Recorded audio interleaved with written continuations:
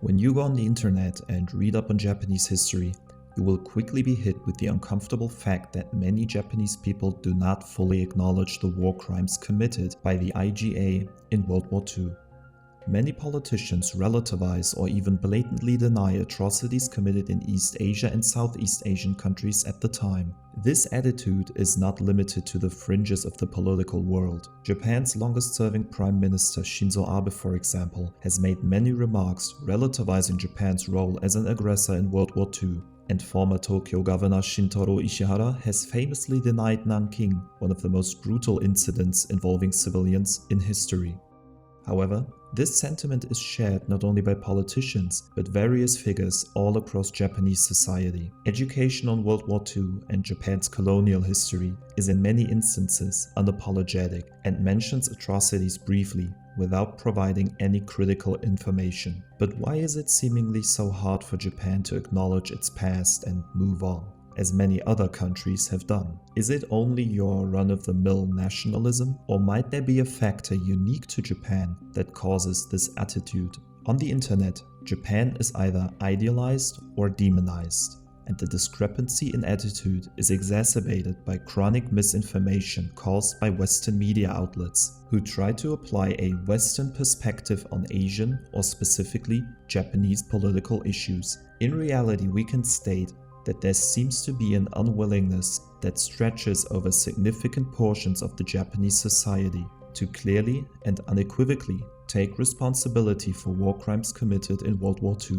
This unwillingness unsurprisingly results in Japan maintaining major diplomatic conflicts with their Asian neighbor states, most prominently China and South Korea. On all accounts, Japan and South Korea should be close allies. They are both capitalist nations who share North Korea and China as common strategic enemies. Both are also dependent on the US as their primary security guarantor. In reality, however, it looks different. Issues like comfort women shape the diplomatic relationship between South Korea and Japan.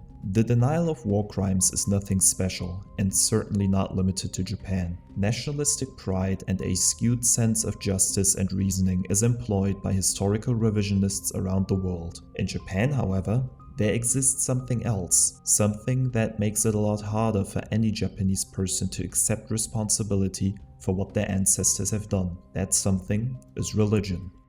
Some statistics make Japan out to be one of the most a-religious countries in the world, because most Japanese people do not see themselves as followers of any religion per se. Hence, when asked whether they belong to any religion, most people would say no, even though they may practice religious rituals. The indigenous nature religion of Japan, Shinto, has manifested itself so profoundly into Japanese society that many norms, traditions, and general beliefs of Japanese culture stem from Shinto, and even people who consider themselves to be completely secular still often adhere to Shinto principles.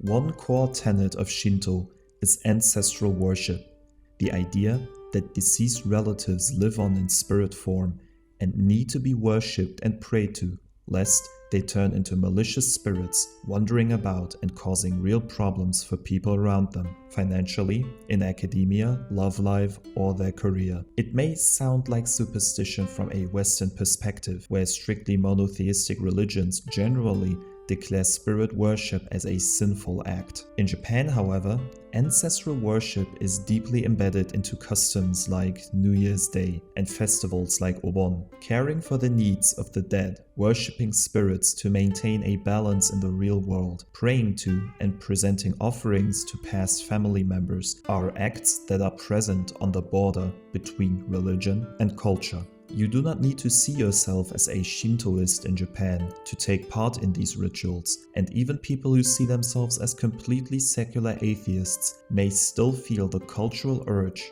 or innate fear of angering spirits. In many Western countries, the nuclear family is considered most important, and spiritual care for deceased family members some generations ago is absent. Judaism, Islam, and Christianity all focus on the individuals and their sins or deeds, and deceased people are already handled by God, meaning any prayer on their behalf is not effective. Praying to or venerating deceased as godly figures is considered a grave sin in the strictly monotheistic Abrahamic religions. This discrepancy in how deceased people are seen in Western and Japanese culture is one of the reasons why it might be harder for many Japanese people to unequivocally recognize the crimes committed by now almost all deceased members of the Japanese army during World War II.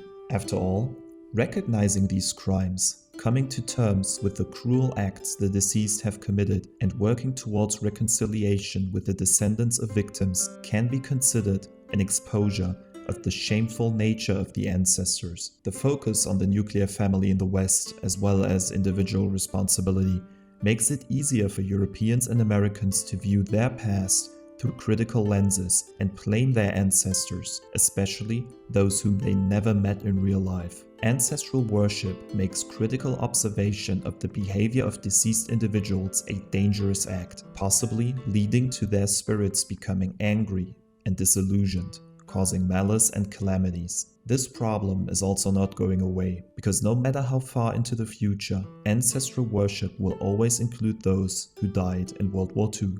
Nevertheless, religious or cultural aspects are of course no excuse for an act as heinous as relativizing war crimes. And as long as no clear reconciliation is conducted, the demons of the past are going to haunt Japan for many decades to come in the form of serious diplomatic issues with their Asian neighbors.